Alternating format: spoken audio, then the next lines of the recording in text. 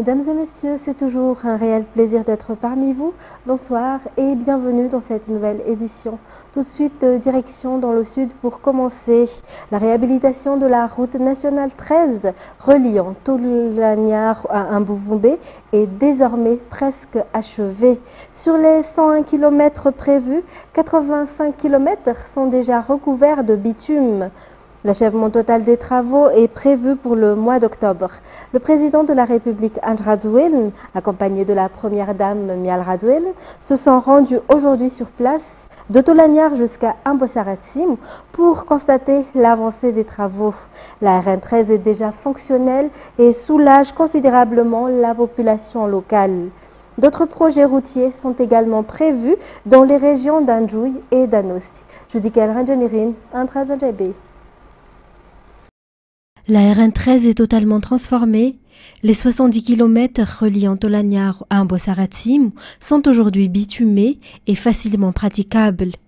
La poussière, les nids de poules et l'état de délabrement qui rendaient la route difficile autrefois ne sont plus qu'un souvenir. Pendant des dizaines d'années, la RN13 a été un cauchemar pour les usagers. Gabi, chauffeur, en a fait l'expérience. Il connaît bien les souffrances qu'impliquait cette route, mais il constate avec satisfaction le changement depuis les travaux. Il est pleinement satisfait. Transporteurs comme passagers sont unanimes. La RN13 est désormais une route de qualité qui apporte des avantages directs à tous. La portion entre Mbuvumbe et Anjouy est, elle aussi, déjà achevée. Le président Andry Rajoelina s'est déplacé pour inspecter les travaux, rappelant qu'il a été à l'initiative de ce grand projet d'infrastructure. Il est salué comme un président audacieux, ayant entrepris ce que d'autres n'avaient jamais osé envisager. La qualité de la RN13 est aujourd'hui conforme aux normes.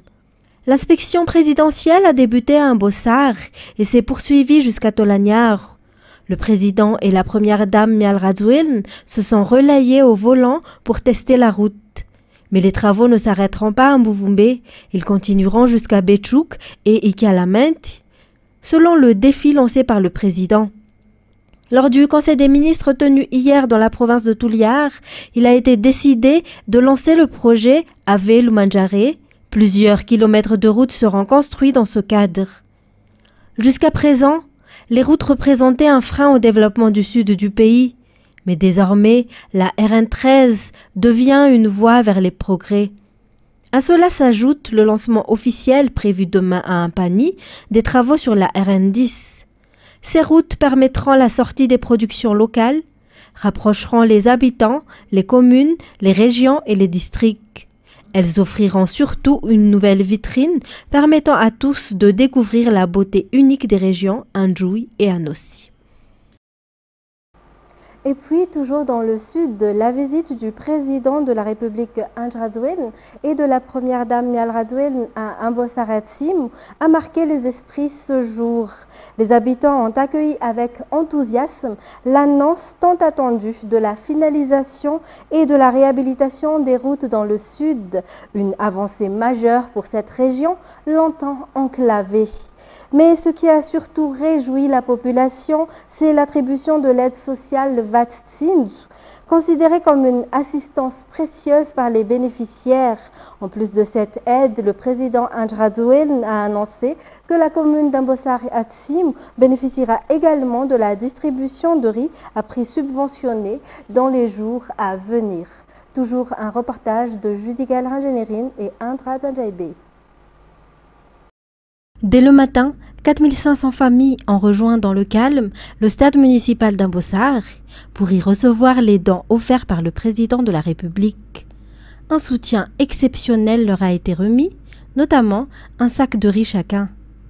Depuis longtemps, le président Andry Rajoelina a manifesté un attachement particulier à la région sud en y apportant du soutien pendant les périodes cycloniques, les sécheresses et les épidémies. Cet engagement se poursuit aujourd'hui.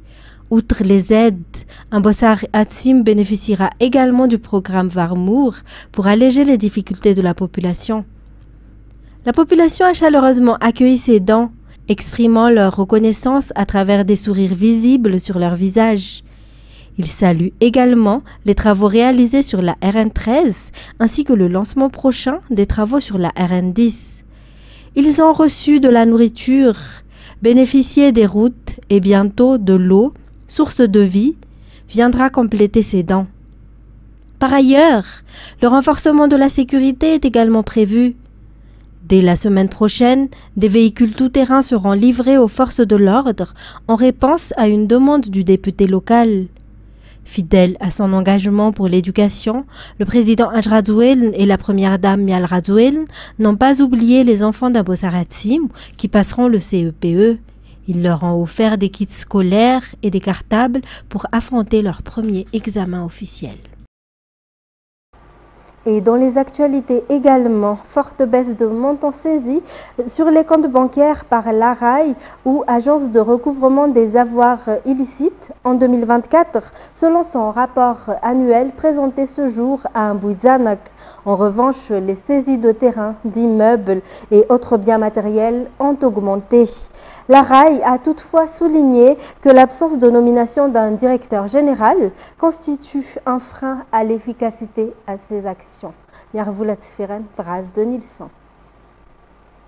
Les auteurs d'infractions économiques ont désormais recours à des stratagèmes plus élaborés, d'après l'ARAI, lors de la présentation de son rapport d'activité pour l'année 2024. En effet, les fonds saisis sur compte bancaire ont chuté de manière significative, passant de 6,9 milliards d'ariars en 2023 à seulement 297 221 957 ariars en 2024. En revanche, alors qu'aucun bien immobilier n'avait été saisi en 2023, ce chiffre est monté à 38 en 2024, représentant une surface estimée à environ 497 hectares. Cela signifie, selon l'ARAI, que les délinquants ne placent plus leur argent en banque, mais préfèrent l'investir dans d'autres types de biens. Les principales cibles sont les avoirs acquis de manière illicite via le détournement de fonds publics, les abus de pouvoir, la corruption sous toutes ses formes, la falsification de documents, le blanchiment d'argent, le financement du terrorisme ou encore la saisie des biens issus de ces crimes. Cependant, les pouvoirs sont encore limités par la loi. L'ARAI ne peut ni initier d'enquête, ni se saisir d'office. Elle ne fait qu'exécuter les décisions de justice, selon le directeur général par intérim de cette institution.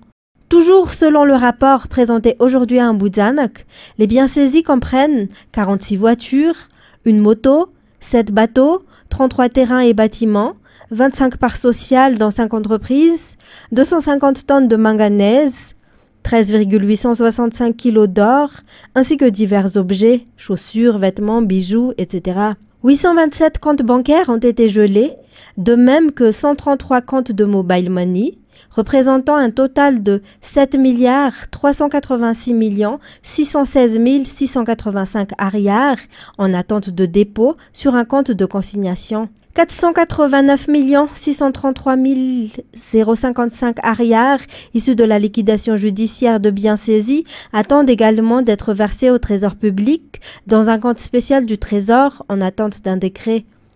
Par ailleurs, 591 034 928 ariars, 49 voitures et 11 motos ont été restituées à leurs propriétaires.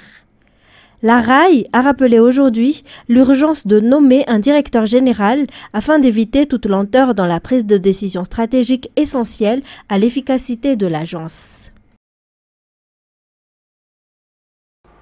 Et puis, les organisations de la société civile dénoncent une injustice concernant l'élection de leurs représentants au sein de la CNIDH, Commission nationale indépendante des droits de l'homme, qui s'est tenue aujourd'hui à Faravouitch. Selon leur déclaration, plusieurs candidats au poste de commissaire aux droits de l'homme n'ont pas été autorisés à se présenter sans qu'ils en connaissent les raisons exactes. À noter que 10 candidats issus de la société civile étaient en lice aujourd'hui pour être commissaire aux droits de l'homme, commissaire aux droits de l'enfant, commissaire aux droits des femmes et commissaire aux droits des personnes en situation de handicap. Détails sur les images de Yves Janel. L'élection des représentants de la société civile devant intégrer la CNIDH s'est déroulée aujourd'hui à la bibliothèque du ministère de la Justice à Faravouitch. 10 candidats étaient en lice, 3 issus des défenseurs des droits humains, 3 des défenseurs des droits de l'enfant, 2 des défenseurs des droits des femmes et 2 des défenseurs des personnes handicapées. Cependant, certaines candidatures ont été rejetées pour des raisons inconnues selon leurs plaintes. Cela concerne notamment un candidat présenté par l'Association des malvoyants ainsi qu'un candidat du FIMPA. Ils dénoncent une injustice. Le comité ad hoc chargé d'organiser l'élection était composé de 8 membres. Or, 4 d'entre eux auraient été exclus en raison de divergences d'opinion sur le processus de sélection des candidats selon les explications des représentants des membres exclus. Par ailleurs, des électeurs en situation de handicap ont également exprimé leur mécontentement, déplorant que les lieux de vote ne soient pas adaptés à leurs conditions. Ils estiment que leurs droits ont été bafoués. Pour rappel, seuls 5 membres seront élus à l'issue de cette élection, 2 représentants des défenseurs des droits humains, 1 représentant des droits de l'enfant, 1 des droits des femmes et 1 des droits des personnes handicapées. Dans un tout autre sujet, le calendrier fixé par la loi est respecté. Ce jour marque officiellement la clôture définitive de la RAL, révision annuelle de la liste électorale pour la période 2024-2025. Les commissions électorales au niveau des 120 districts ont finalisé l'impression des listes électorales hier et transmettent actuellement les statistiques au siège central de la CENI. Reportage de Sen Ranirland. Sauf changement de dernière minute, les statistiques nationales de la liste électorale seront publiées ce soir selon la CENI. Les commissions électorales au niveau des districts procèdent à l'impression finale et à la transmission des données à la CENI centrale, conformément à la loi qui stipule que la clôture officielle de la liste électorale devait avoir lieu aujourd'hui.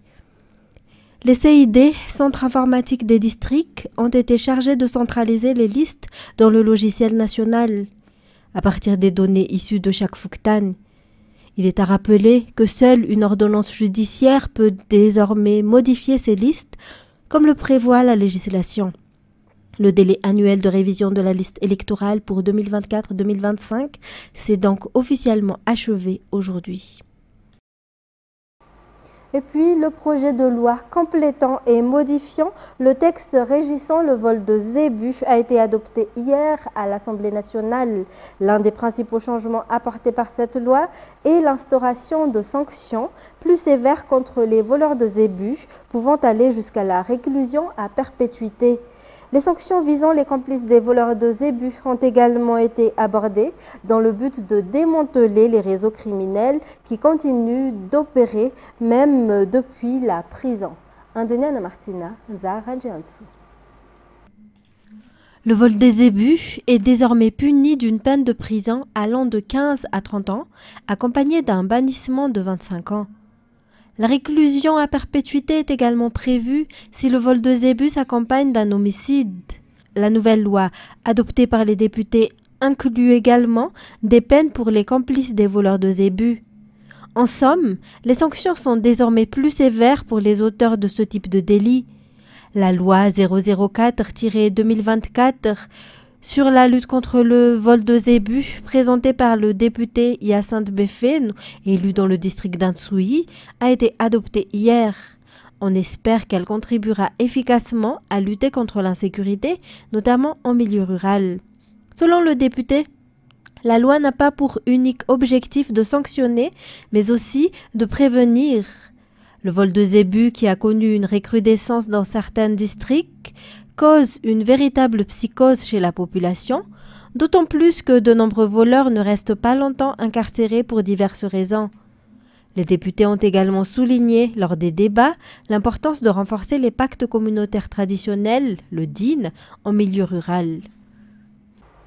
Et puis environ 29 projets œuvrant pour la protection de l'environnement ont bénéficié de financement dans le cadre du programme SANREF. au cours des 4 dernières années.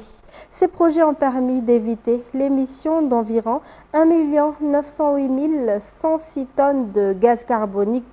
Ce programme repose sur un financement vert. Selon les explications, le programme a été un véritable succès. Andenen Martina, Sech Anjanab. 7,5 millions d'euros ont été alloués par l'AFD, Agence française de développement, pour le financement vert à Madagascar au cours des 4 dernières années.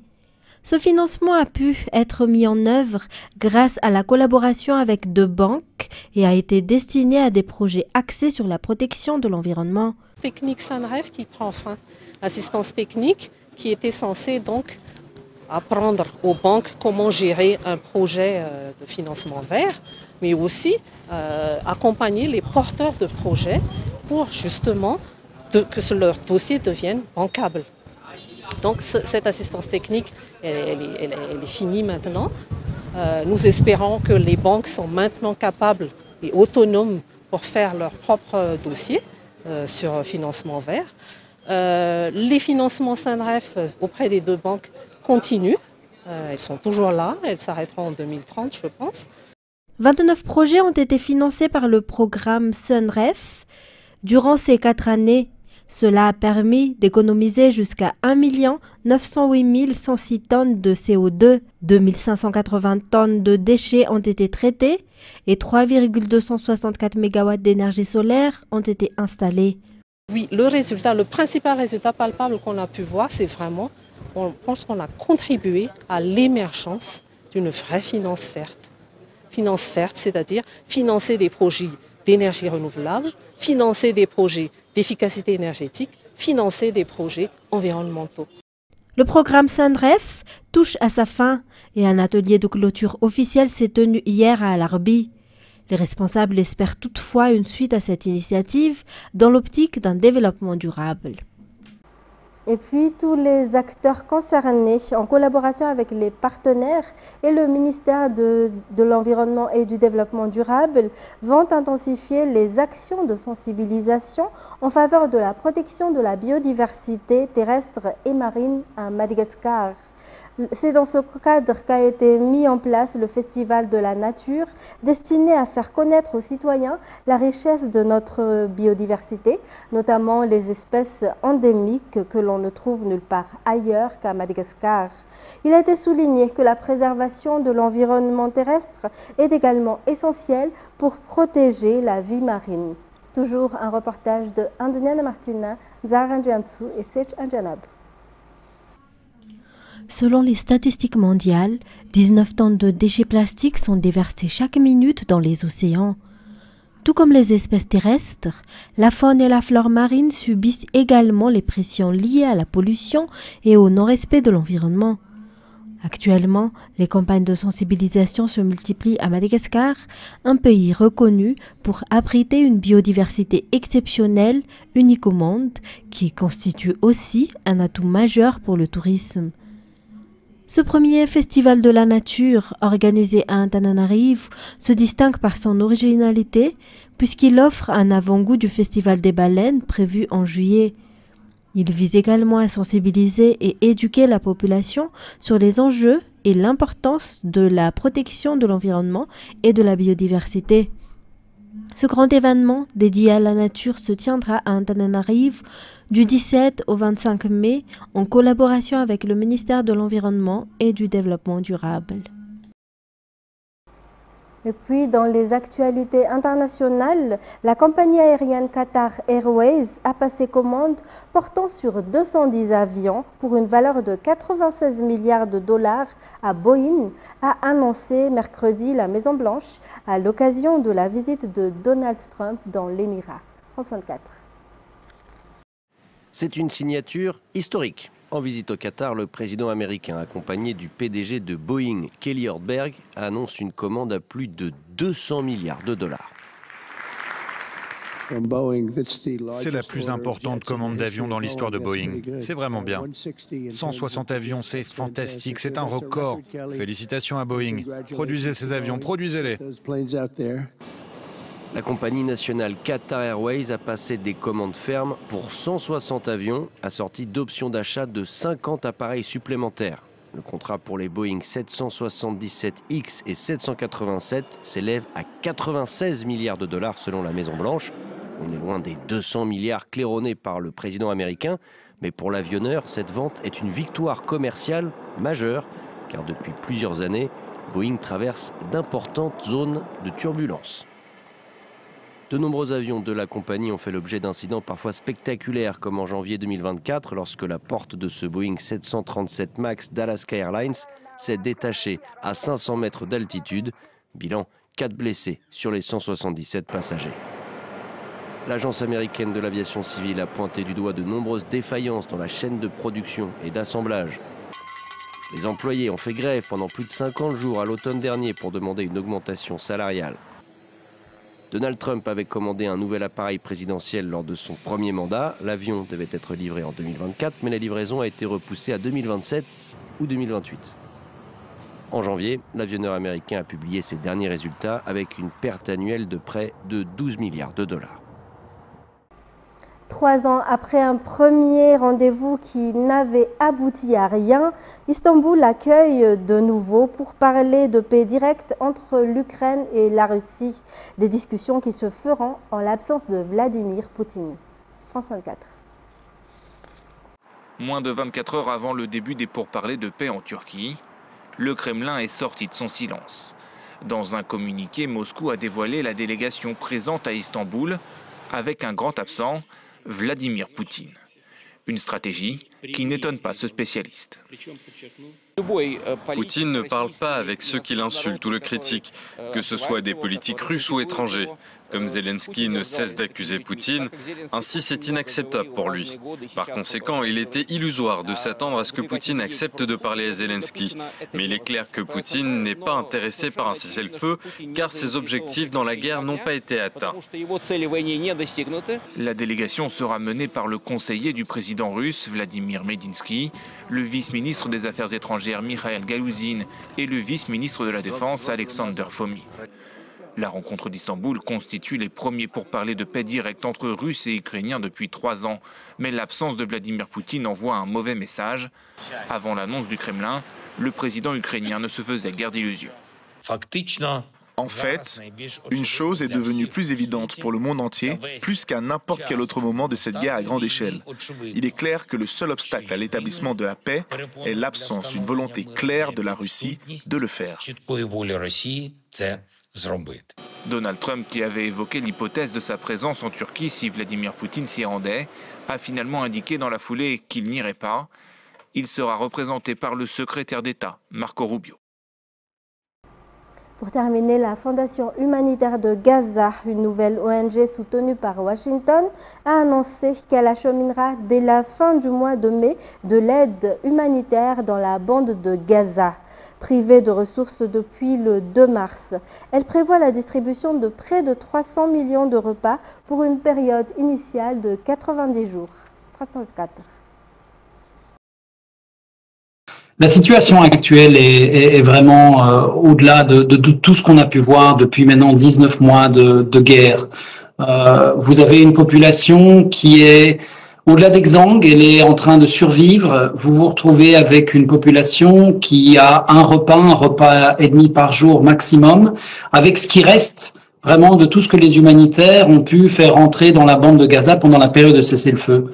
Donc depuis le 2 mars, vous n'avez absolument aucun produit alimentaire qui sont rentrés dans Gaza, mais non plus des médicaments. Mais en tant que directeur du programme alimentaire mondial, pour nous, le risque, c'est que vous vous retrouvez avec un risque de famine. Vous avez une analyse qui a été faite par les partenaires qui sont sur le terrain. Vous avez maintenant une population complète qui est dépendante de l'aide humanitaire et le risque de famine est clairement présent au niveau de la bande de Gaza. Vos équipes ont tourné des images dans les locaux du programme alimentaire mondial à Gaza, images que l'on va découvrir. Ces locaux sont vides. Est-ce que vous le confirmez et qu'est-ce que peuvent faire encore vos équipes? Que font-elles aujourd'hui à Gaza? Est-ce qu'elles peuvent encore continuer à distribuer ce qu'il leur reste? Écoutez, je le confirme, mais surtout je le déplore, parce que la difficulté qu'on a, c'est que depuis le 2 mars, plus rien ne rentre dans Gaza. Le 25 avril, nous avons informé que le Programme alimentaire mondial faisait ses dernières livraisons au niveau des cuisines, et malheureusement, on a l'impression de rentrer dans un compte à rebours mortuaire. Nous avons stoppé toute notre assistance au niveau de tout ce qui était la production de pain, c'était à la fin du mois de mars. Nous avons stoppé nos distributions pour 1,1 million de personnes avec ce qu'on appelle des colis alimentaires. Et nous avons informé effectivement que maintenant, le soutien que nous donnions aux cuisines et les repas chauds, qui sont vraiment un des principaux repas dans la bande de Gaza, sont également arrivés à leur terme. Et ce qui est terrible, c'est que fin du mois d'avril, encore 1 million de personnes avec le PAM, mais également avec tous les partenaires ONG sur le terrain, pouvaient fournir un repas chaud. Et maintenant, on est à moins de 250 000. Je rappelle qu'il y a 2,2 millions de personnes qui sont dans la bande de Gaza, dans l'attente qu'on trouve une solution pour que l'aide alimentaire et l'aide humanitaire puissent de nouveau rentrer pour les populations. Une enclave qui est donc depuis 10 semaines maintenant à nouveau sous blocus israélien total. Ça veut dire très concrètement que rien ne rentre dans l'enclave ? Absolument rien. Et l'aide humanitaire doit être complètement déconnectée des questions qu'il y a sur une solution politique.